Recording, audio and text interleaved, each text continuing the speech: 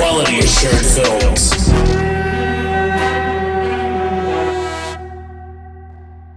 Welcome back to QA Films Weekly. My name is Jon. My pronouns are he and him. My name is Mike, and my pronouns are also he and him. And welcome to a brand new episode, Week 7. Holy shit. That's right. What week is it, Jon? It is June 22nd. We are officially in summer. Yes, happy solstice. That was last Saturday. Depending where you are, maybe the weather's getting nicer out, and maybe you're making dumb decisions and going out without the old mascaroni, but let's make sure we don't forget that. I was just going to address quickly that last week was Juneteenth, which should be a federal holiday. And I apologize due to my ignorance. That was not something that I thought of to bring up during our last weekly episode, so I'm bringing it up now. We kind of realized that after we'd already recorded, we took that day off from posting. We'd normally post these on Fridays, and decided to do some studying up on the subject instead that day. And so one of the articles I found that I thought was really good was by William C. Anderson at truthout.org. Put a link in the description, but I encourage you, if you haven't already found that one in your travels, go and check that article out. It's really good. Nice. So let's jump right into it. I mean, again, another crazy week, so we should probably lead with the news.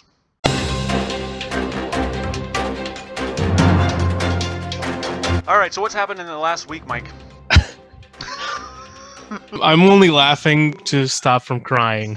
So the government has decided that statues are the lives that should be protected, which is fucked.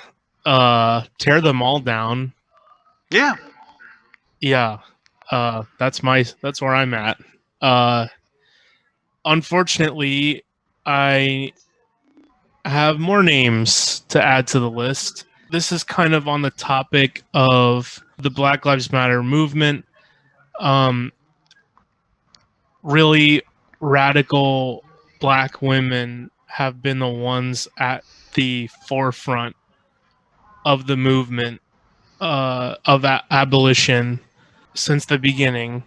And not only is it important that we honor black women, much like Breonna Taylor, but also black trans women who are also the ones who are out there fighting for everybody and typically are the ones on whom violence is most enacted upon. And so there were 3 or 4 black trans women that have been murdered, and I wanted to say their names briefly. So we have Riah Milton, Dominique Rem'mie Fells, Nina Pop, and Layleen Polanco. And I encourage you to look up their stories. We'll put a link in the description as well. And also, this case was from last year, but came to light recently. And this was the case of Elijah McClain, who was a 23-year-old who was murdered by police,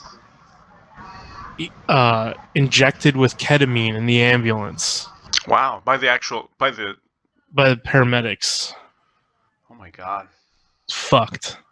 I'm going to put a link to that story so you can read more about that as well. That kind of ties into, like, so many people are still talking about reform. And I know I've said this before, but I'm going to keep saying it. That reform is not the answer. Reform implies that the institutions are worth keeping, and they're not. It is time to get rid of them and abolish them. They do not work. They are the perpetrators of violence, and reform perpetuates that violence because it keeps these institutions around. The way that I link that to that story is that one of the reforms that people keep talking about is body cams. There is a body cam recording of this incident, which conveniently all the body cams fell off during the encounter, but they recorded all the audio. And the police can be heard in the audio literally admitting that this person did nothing wrong before they assault him.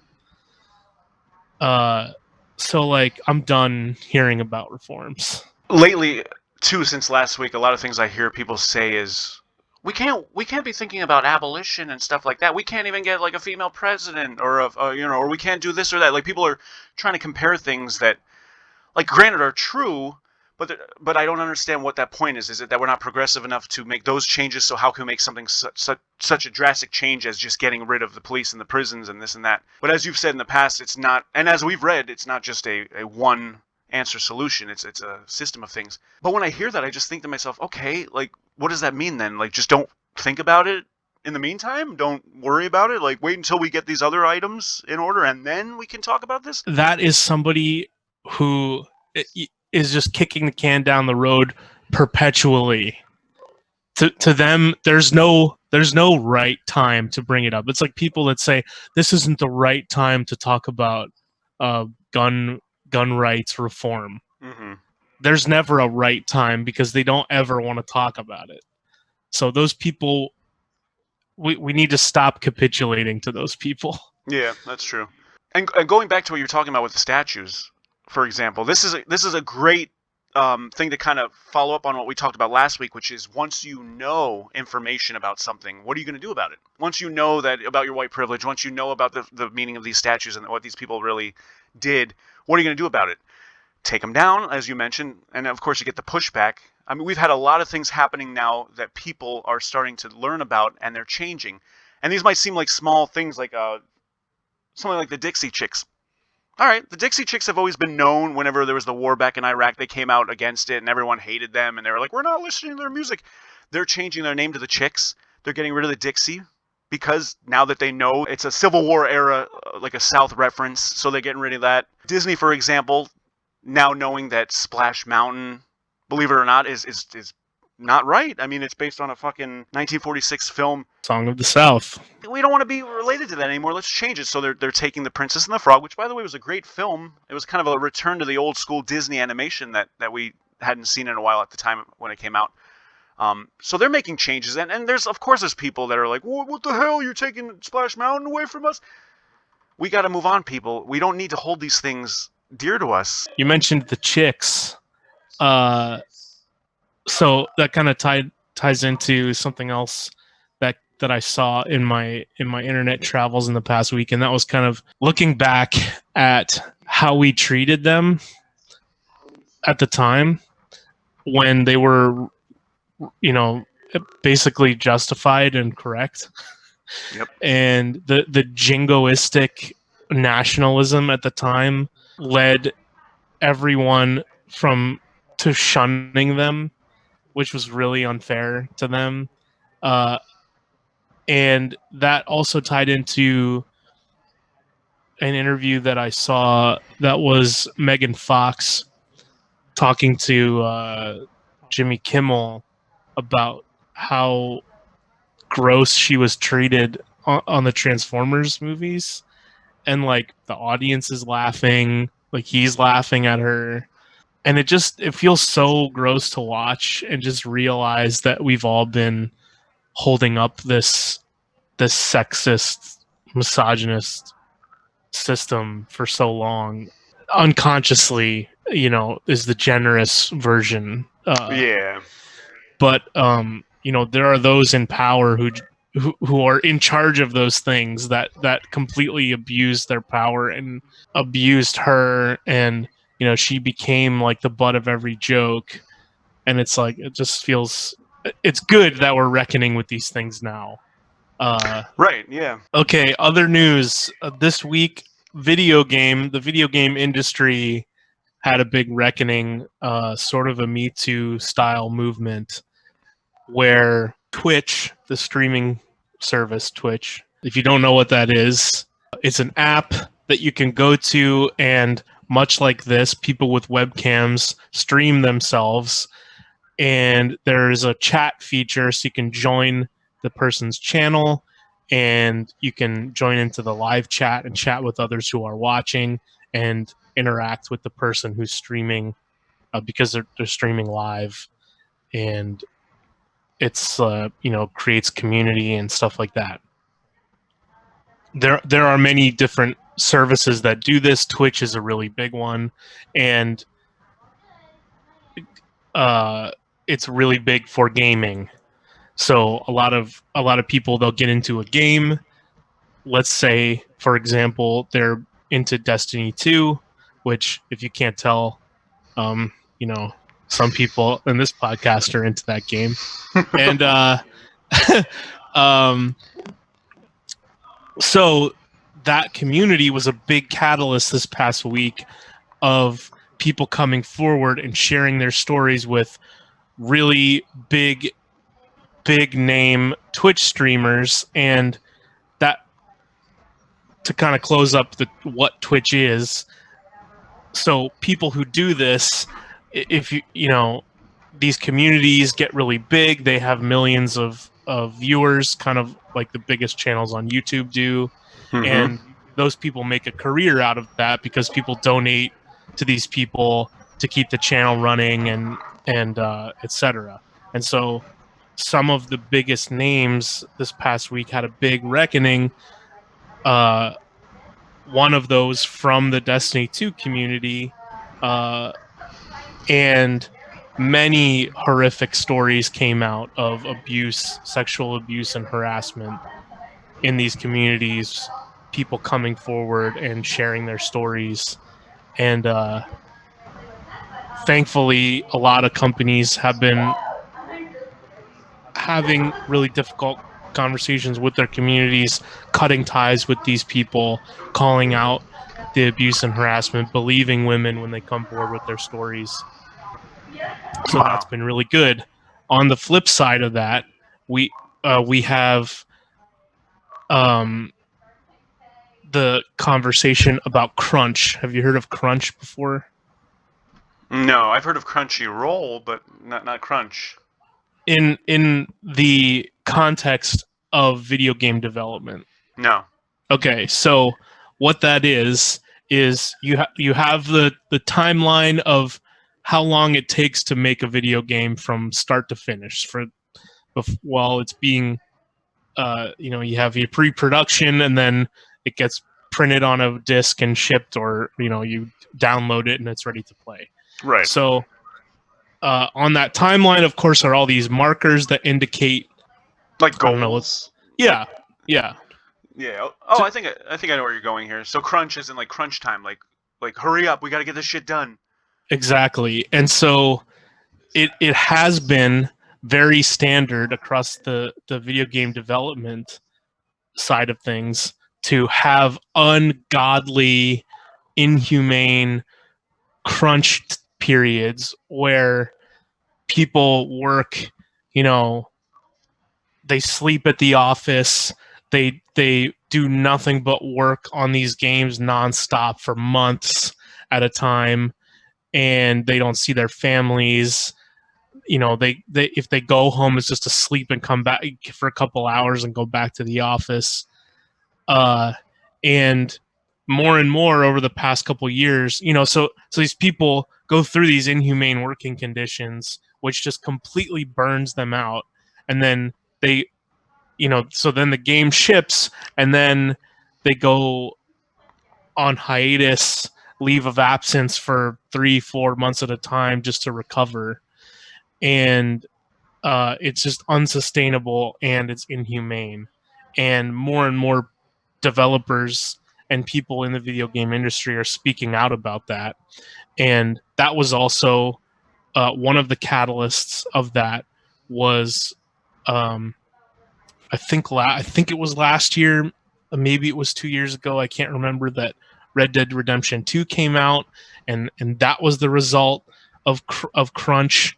Last of Us 2 came out this past week, and developers on that game talked about how they had been in the office until super late at night, where there was construction happening on some floors above them, and the construction crew dropped a steel beam or something and fell next to the people that were working there, and they were like, if that fell on me, I would have died. Yeah. And if I wasn't here doing these inhumane hours, I wouldn't have been put in this situation. Obviously, there were safety regulation issues with the construction, but regardless, I should not be in this position. And so they spoke out, and that was the catalyst for a huge conversation about crunch across the industry. So that kind of also tied into a conversation about we're in this period now. There's a new generation of consoles coming out soon, end of this year, I think, and we're getting to this place where graphics are basically photoreal, and so there's always been a conversation about violence in video games, but a lot of stories have come out recently about how studios are being run by, first of all, people abusing their power and protecting abusers, and perpetuating this trauma on their workers. And so that's part of the conversation. Another part of the conversation is, okay, let's say I'm going to play like Mortal Kombat 11 and I do a fatality or a guy's head gets ripped off. We might not think about that consuming it, but what it took to make that animation was people being forced to watch beheadings and go through like real psychological trauma just to make my dumb video game. Yeah, that's interesting, because I wouldn't think of that. Like, I remember fatalities left and right when I was a kid in Mortal Kombat, and the idea that, I mean, at least back then, maybe it didn't look as realistic as you're saying now. Like now, yeah, they're probably. If you go back and watch those now, they're like goofy. Yeah. Now it's like, we gotta make it look real. I need to watch. Oh God, I didn't even think of that kind of shit. Wow. You know what this conversation reminds me of? You and I reviewed that film Sausage Party, the Seth Rogen animated vehicle, and if I'm not mistaken, the same thing. They had the crunch. They weren't paying their animators. They were fucking making them work ungodly hours just to get that film out. I think we talked about it at the time too, but that's crazy. Like what? Why? Just because people want it? Like we need it now? Like we can't just fucking wait a little longer? Is that what it's all about? The moolah? Yeah, it's all about maximizing your profit. It's almost like capitalism's a problem or something. The people who run these studios have the power to make changes to their workplace to make it less traumatic, and they have not done so, generally speaking. Right. Thankfully, some studios like Bungie, that makes this game I love, has made changes to make their workplace more healthy for their workers. But it is a big problem across the industry. I know we don't normally talk about games here, but we kind of said the weekly episodes would be a place we could bring in other things, and that's where I spend a lot of my time. And so I was really glad. I was very saddened to hear all these stories, but I'm very glad to see them being taken seriously, and that hopefully the public is starting to catch on to these things. Yeah, that's very interesting because, again, most people might just say, I'm going to the store, I'm buying the game.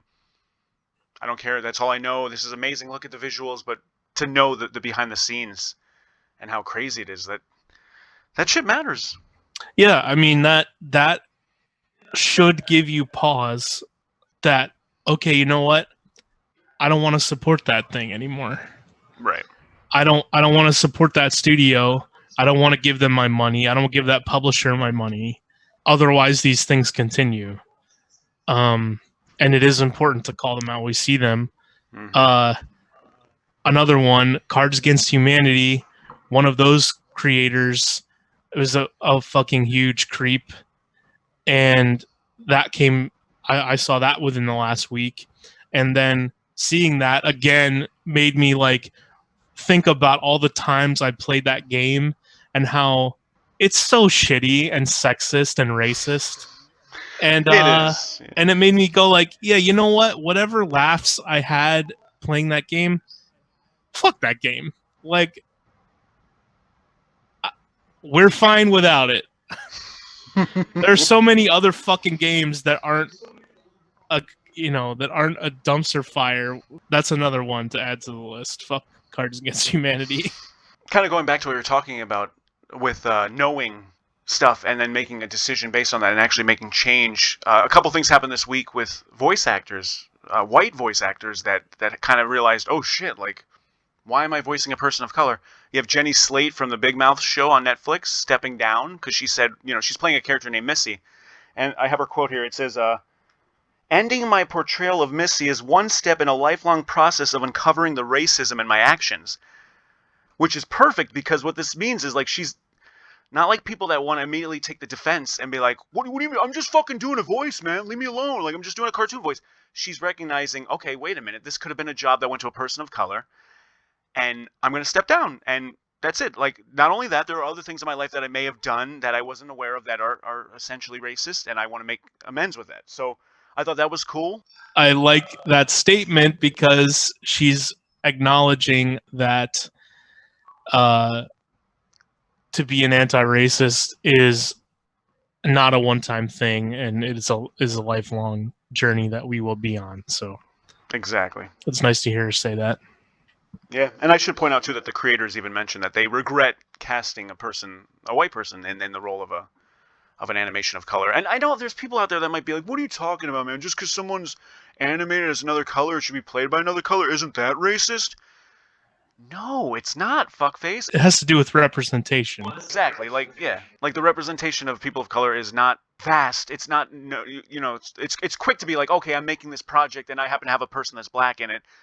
Hey, everyone will know Kristen Bell, right? They know her from the show, so I want to use her because of that notoriety. But meanwhile, they don't realize that maybe we shouldn't use a person that's white. So it is cool to see that not just the creators of these shows, but the actors themselves are like, listen, I don't want to have anything to do with this anymore. Let's figure this out. We can change this. So I appreciate that. Agreed. The only other thing I wanted to talk about was there was a meeting of leaders in our area here, Black Lives Matters leaders of our community, and the title of that conversation was "We Are Not Okay." And I encourage you. I will try to find a link to it, but I encourage you to seek that out. I thought it was a really good conversation, a really cutting edge conversation. That was the week leading up to Juneteenth, and if you can find that, if I can find it. I will put a link to it in the description. Otherwise, I encourage you to seek that out. Nice. Yeah, so that was called "We Are Not Okay." I like this too because I know, like, before this whole COVID, you could go to these meetings with your representatives and, like, see them face to face, and not everybody would go. Maybe you didn't want to, I don't want to say waste, but you didn't want to use your Saturday, Friday, whatever day it was. But now it's like these are available to you through Zoom. You can do them from the comfort of your own home, and you can actually either sit back and just listen to the voices speaking, or you yourself can speak up and not have to worry. Yeah, I mean, I think that's one of the most important things we can do right now is just kind of shut up and listen. So seek out a lot of people are very graciously hosting these kind of meetings where they are educating.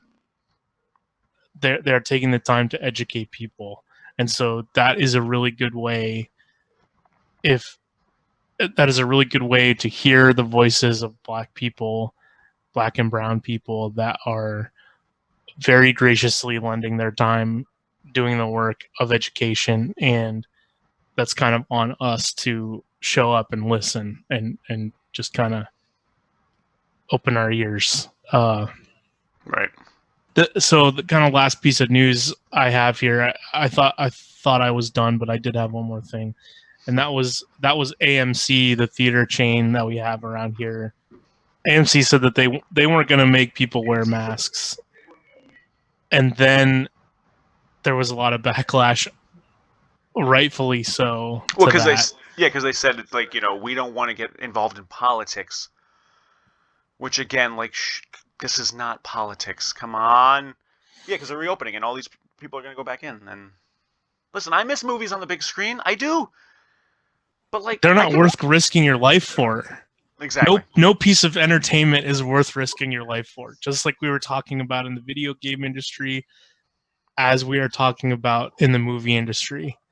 Yep. Like, it really kind of pisses me off because Chris Nolan is like, we're releasing Tenet in theaters. I didn't know that. Why? Right. Like, people will die going to see that movie. Don't put it out in the theater. Release it on demand. And then I see the articles coming out like the main character of that movie is literally named protagonist. And I'm like, fuck this. Like, it just completely took all the wind out of my sails of being excited for that movie.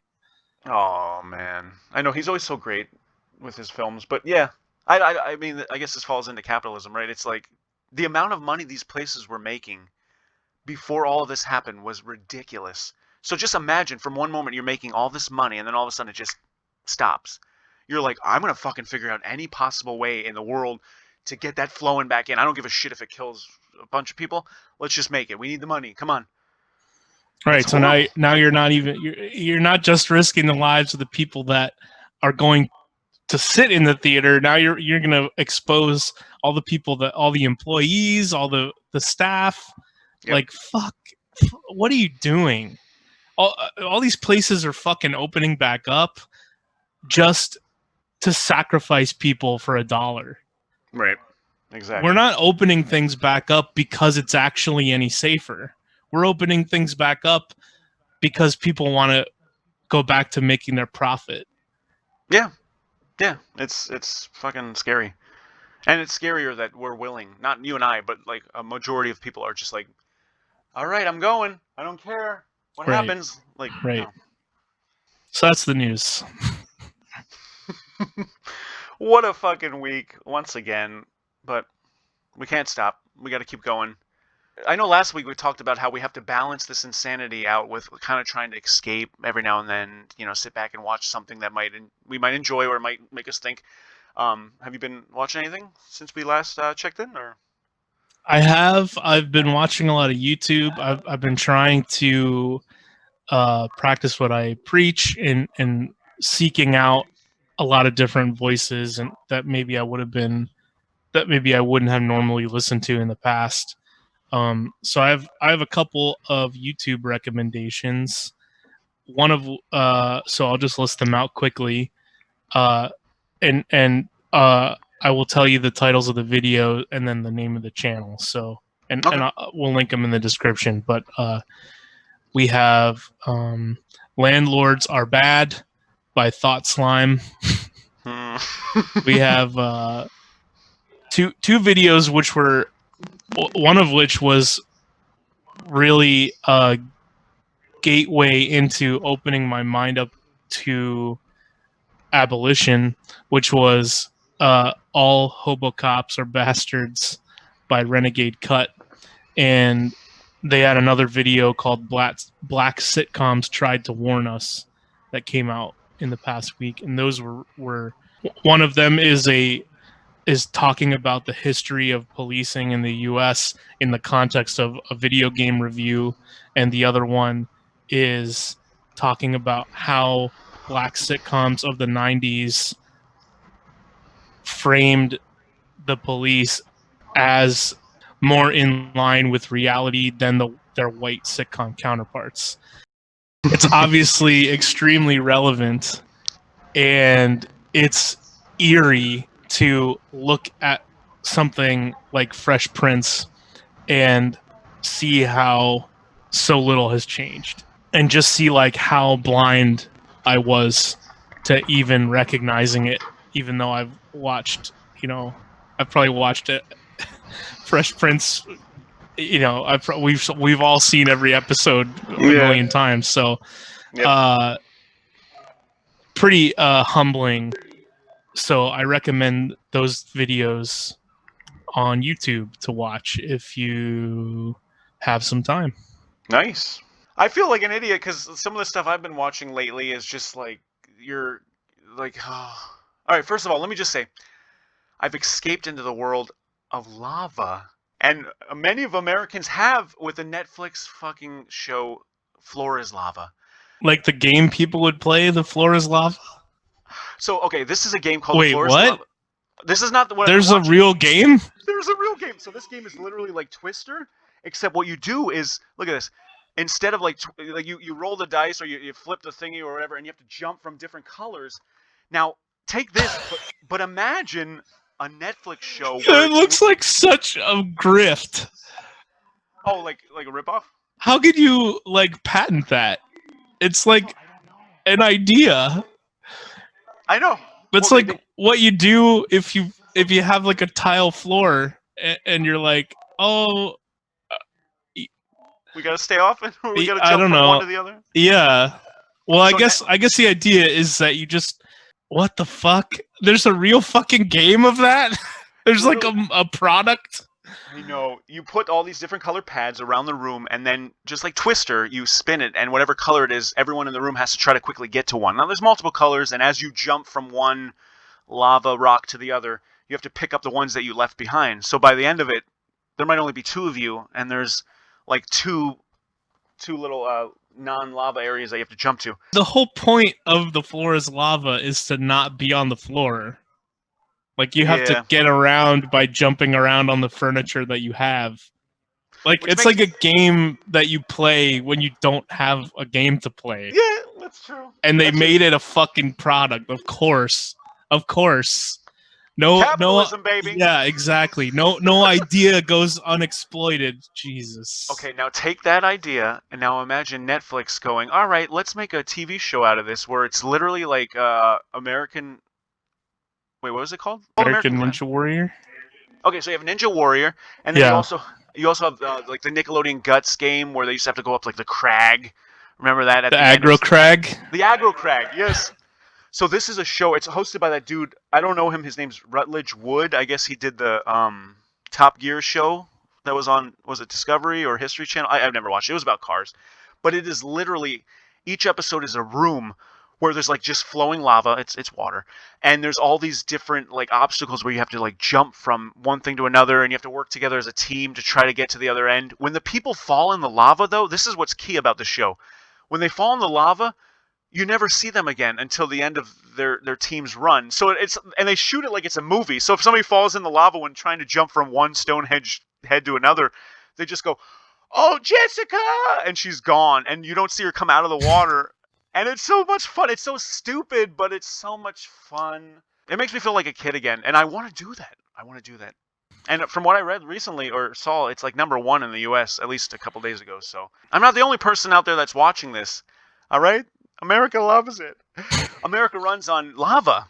Wow. I finally had an opportunity. You and I talked about this a little while ago, not on our channel or anything, but just, personally, we wanted to watch the film called I Killed Giants. It came out in 2018. The movie is based on a graphic novel by, you probably know his name, Joe Kelly. He's made like the Uncanny X-Men comics. He's made some other things. Okay. It does sound familiar.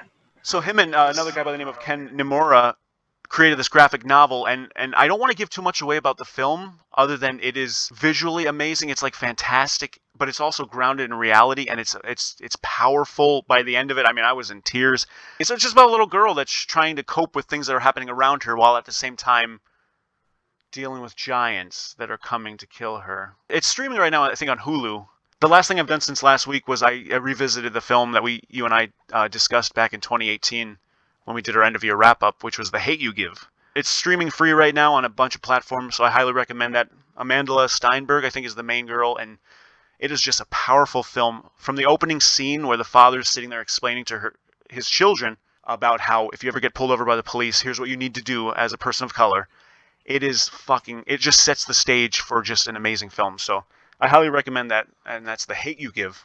The only other thing I want to talk about is land acknowledgements, and that is observing that you recognize the group of indigenous people who were the stewards of the land that you currently reside on.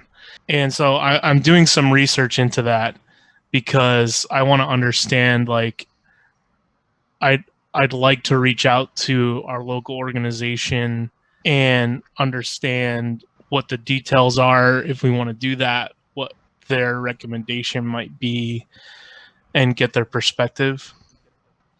In the area we're in, the group of indigenous people is the Lenni Lenape, and also known as the Delaware Indians.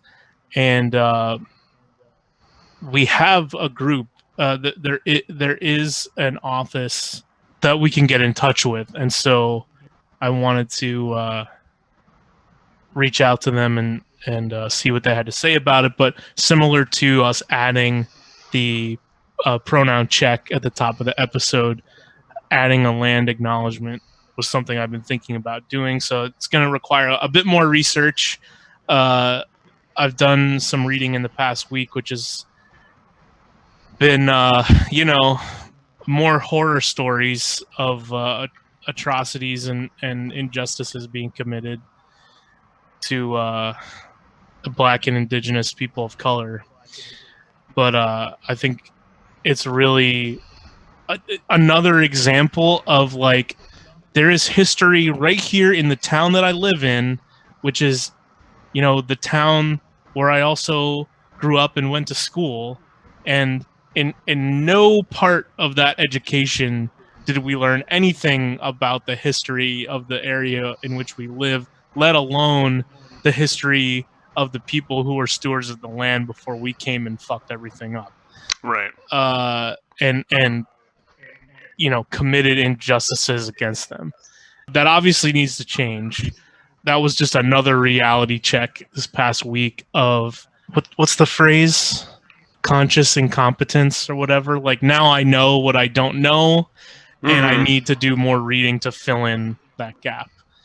But I wanted to bring that up as kind of an intro to, like, you may hear us do some land acknowledgements coming up soon. I just want to get some more perspectives on that to understand, like, if it's appropriate for us to do so. I've heard some other podcasts do it, and I thought, that'd be a really great idea for us to add up top with the pronoun check to kind of normalize the practice. But I want to do some more research before we do that, but just kind of a heads up. Yeah, no, that sounds interesting, yeah. All these things that we're doing, people might question it. Why are you saying he and him? I mean, it's obviously you're him and him. Well, these are small things that take zero effort other than doing it. So why not? Like, come on. Yeah, I mean, with the pronoun check, just to reiterate why we're doing that is in order to normalize the practice in solidarity. Like, yes, Jon and I identify with the gender we were assigned at birth. So you might assume our gender is he or him. The point is, we need to normalize to be good allies. We can use our privilege to do the pronoun check and say our pronouns are he and him, to get in the habit of doing it when we introduce ourselves to people, whether that be when we're introducing each other to new people we're meeting, like, hi, I'm Mike, my pronouns are he and him, what are yours? Right. Or if I'm in a meeting or a group and I'm meeting people for the first time, I'm standing in front of a class or my colleagues or whatever, and I'm introducing myself. The point is that there are people out there that don't identify as the gender they were assigned at birth. And so we are doing our pronoun check in solidarity with them so that the practice as a whole gets normalized, so that people get in the habit of giving their pronouns, so that gives them the ability to tell you what pronouns they use, so that you don't have to guess off the top of your head by judging them by the way that they look and the kind of bigoted, unconscious biases that we all have about gender that we were all brainwashed with. And try to make that interaction a normal thing. Mm-hmm. So I'll just tell you what my pronouns are. I'll ask you to tell me what yours are, and then we'll know. It won't be a question. Nobody has to assume anything. That uncomfortableness doesn't have to be lingering in the air. Yeah. Yep. 100%. And like you said, it takes so little effort. And if you fuck up, it's okay. But then just apologize and correct yourself and move on. But the point is that making the effort is what is important. Yep. And the more you get in the habit of doing it, the more it becomes a normal thing that you do, and you don't, the less you have to think about it. Mm-hmm. So yes, we both identify using he, him pronouns. So maybe it's, to each of us here in the meeting, the impact is not huge, but hopefully you, the viewer / listener, get used to hearing us do it. We encourage you to do it at your workplace and with your friends and family. And then the practice spreads and hopefully becomes a normal thing that everyone does. Yep, exactly. Should we move on to some of our QA Films housekeeping? Yes, we should. Because lots going on right now. Since we last checked in, we had our... I'm not going to do numbers anymore because I think it's like our 83rd or 84th episode, but it's Fantasy Island came out. Fantasy Island. That's now streaming on our YouTube channel. You should check it out. It's a very quick review. We go through the Blumhouse film Fantasy Island, loosely based on the actual TV show. We also have Doolittle coming out very, very soon. In fact, it'll probably come out over this weekend after we air this, and that is a Robert Downey Jr.'s post Iron Man. He's playing Doolittle, Dr. Doolittle, and it's a really interesting review. You'll get some Mike and I agreeing or disagreeing some things, and of course we have a couple more 2020 episodes coming out here. That's right. I'm excited. Can't wait for more episodes. Really looking forward to the next thing we're going to be doing is we've been working. We promoted the Anti-Racist Watchlist, which the link is in the description, and we've been working through some of those films, and so we will be the next episodes that we get together and record, we're going to be getting together and talking about some of those what we watched and talking about our takeaways. So look forward to that. If you hit the bell icon and subscribe, you'll get notified to know when those episodes come out. Also, you can find us on Facebook, as always. We're at Quality Assured Films.